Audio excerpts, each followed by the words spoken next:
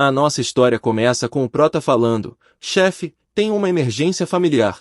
Sei que o departamento está muito ocupado, mas prometo que só precisarei de 2 dias de folga. Sem querer atrapalhar, mas quem está prestando atenção deve ter visto que o chefe está assistindo uma beldade kkkk. Ao ver que o chefe não está dando muita atenção, sua expressão muda e ele fala que quando voltar, ele irá compensar por todo o trabalho perdido. O chefe continua sem mostrar interesse e começa a dizer: folga? Você sabe que, recentemente, o novo departamento de curtas-metragens da nossa empresa tem tido particularmente pouco pessoal. Então, exceto em circunstâncias especiais como casamento ou funerais, então se os seus problemas não se encaixam com isso, você não pode tirar folga. Vemos que o chefe está assistindo uma streamer, que de passagem é uma bela beldade meus manos, e ele vai nos presentes e manda um foguete. Volta no Prota indignado enquanto fala que sua mãe está doente internada e está precisando de alguém para cuidar dela, então ele pede para ele fazer uma exceção. O chefe fecha a cara e continua falando: seu pai ainda não está vivo? E se ele não estiver livre, você não tem outro parente em casa que possa ajudar? Você realmente precisa voltar sozinho? Além disso, é só uma doença, você só pode pedir licença só se for algo crítico. Aí vemos a beldade agradecendo pelo foguete. O Prota começa a cerrar os dentes e os punhos enquanto tenta falar alguma coisa. Porém o chefe continua dizendo que o Prota não vai conseguir subir na hierarquia se ele não fizer sacrifício. Aí o chefe começa a contar uma história dizendo que estava fazendo horas extras até no funeral do seu pai e foi assim que ele chegou aonde está. Aí fala mais besteira dizendo que se todos da empresa for pedir folga por esses motivos, aí pergunta como a empresa irá prosperar. Aqui chefe FDP, olha o que ele fala agora. O chefe, não estrague o desempenho de todo o nosso departamento só por causa de uma única pessoa. O Prota retrucar dizendo que ainda pode trabalhar em casa e pode ficar em contato o tempo todo. O chefe manda esquece e fala: já que você quer uma vida fácil, é só se demitir, e manda o Prota pega os acertos de contas e ir gastar o seu tempo com os seus pais e permanecer um imaturo. Ele fica de pé e pega no ombro do Prota e continua falando que as tendências não vão por ele, e essa posição também não, manda o Prota pensar bem antes de querer sair do emprego. Depois de uns minutos o Prota acende seu canudo, porém seu celular começa a tocar. Ele atende e vemos que é seu pai. O velho pergunta se seu filho conseguiu tempo para voltar. Muda para a visão do pai e vemos que tem uma doutora bem forte falando com o pai do Prota. Ela chama a atenção do Sr. Heng e pergunta sobre os horários médicos da Sra. Zhou, se serão liquidados? Temos sido flexíveis o suficiente, se tiver mais atrasos será difícil para nós. Aí o velho fala que vai resolver em alguns dias. A doutora fica com raiva e diz que ele já falou isso da outra vez, e se não resolver dessa vez, a paciente terá que receber alta. O velho fica sem jeito e diz que entendeu. E volta a falar com o Prota dizendo que estava ocupado e não conseguia ouvir a resposta do Prota, então pede para ele repetir. O protagonista fala: pai, eu voltarei em alguns dias e posso ajudar com as despesas médicas. Mas o pai fala para ele não se preocupar porque já pegou o dinheiro emprestado com os amigos, e sua mãe tem convênio médico que irá cobrir bastante os gastos. Então o Prota fala para seu pai não se preocupar porque ele irá cobrir os gastos, então não pegue dinheiro emprestado. Porém o seu pai continua falando que sabe que os custos na cidade são altos, e você não deve ter nem economia, então não precisa pedir emprestado e se arriscar, mas já que você não vai poder voltar, está tudo bem, apenas não se esforce demais. Mas o Prota só diz que tem o dinheiro e dá tchau. De volta no Prota vemos ele olha sua conta enquanto pensa: eu trabalho há 1 ano e meio, embora meu salário mensal seja de 5.000, eu economizo muito dividindo uma beliche com outras pessoas. Além disso, gasto apenas 10 yuans em comida e às vezes ganho dinheiro extra editando vídeos, e consegui economizar 50.000. Acho que 50.000 devem cobrir as despesas médicas da minha mãe por um bom tempo. Vivi mais de 20 anos e nunca fiz nada fora da linha, mas hoje tomarei uma decisão contra meus valores ancestrais. Tem muitas oportunidades de empregos, mas meus pais não podem esperar. Vou me demitir. Porque não tem como ficar em uma empresa tão desumana e horrível.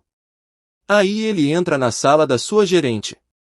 E 20 minutos depois vemos ele caminhar enquanto se orgulha de agora ser oficialmente um desempregado.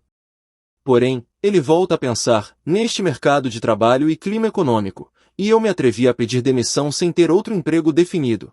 Estou realmente sendo imprudente. Porém, do nada o sistema se ativa falando, porque o anfitrião tomou uma decisão contra a vontade dos seus antepassados, aí por ter abandonado o emprego ele recebe 88.888 yuans. Ele fica assustado sem saber o que é isso. Ele olha para as garotas enquanto se pergunta, quem tá vendo o TikTok tão alto? Tá zumbindo no meu ouvido. Porém, novamente o sistema aparece dizendo para ele olha o dinheiro, e continua, se satisfaça livremente, quanto mais você se satisfazer, mais dinheiro você terá. Ele todo trêmulo começa a pegar seu celular, e ver uma mensagem dizendo que sua conta recebeu 88.888 e agora está com 138.888 yuans. Ele fica achando que é golpe, mas ele olha de novo e vê o número do cartão aí e fica sem acreditar que realmente é o seu número. Então ele volta a pensar, se eu não tivesse visto seria difícil de acreditar que isso está acontecendo. Eu acabei de despertar o sistema de liberdade, então acho que despertei esse sistema após pedir demissão do meu emprego? Parece que peguei o jeito desse sistema, vou encontrar outra oportunidade.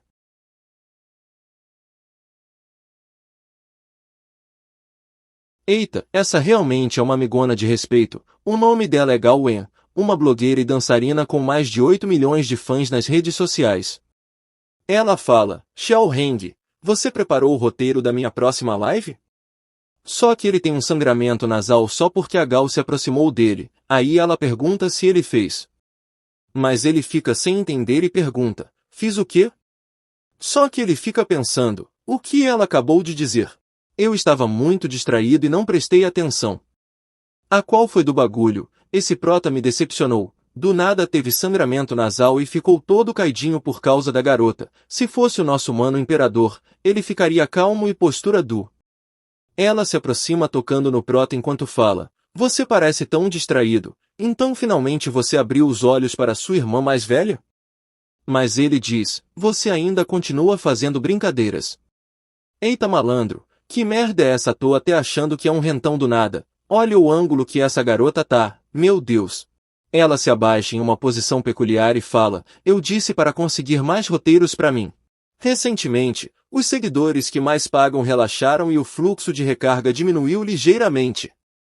Aí o prota começa a falar que essa garota é uma celebridade da internet, e ele costumava gerenciar seus roteiros de lives. Na internet, ela é conhecida como a deusa da dança mais sexy. Quanto a seu defeito e quanto a sua força é que ela adora brincar. Então ele fala, desculpe, já pedi demissão. Então não serei mais responsável pelos roteiros dos influenciadores. Ela fica sem acreditar e pergunta por que isso de repente? Então ele volta a pensar, embora eu saiba que a Gaoe não despreza os outros, ela me lança olhares extras só porque eu faço seus roteiros de influenciadores e sou o mais fácil de conversar. Mas já que eu pedir demissão, agora cada um irá seguir o seu caminho, então não há mais o que dizer. Aí ele fica se achando dizendo que agora está com a mente clara neste mundo. Mas a Gaoen se aproxima dele perguntando, você realmente quer se demitir? Eu ainda prefiro você, Xiao Heng, me gerenciando, não confio em mais ninguém. Mas ele só fala que já fez todos os procedimentos da demissão. Só que ele tá pensando, a Gaoen está tão perto, pelo menos tem que ter alguma consciência. Já ela está pensando, por que ele está agindo estranho hoje?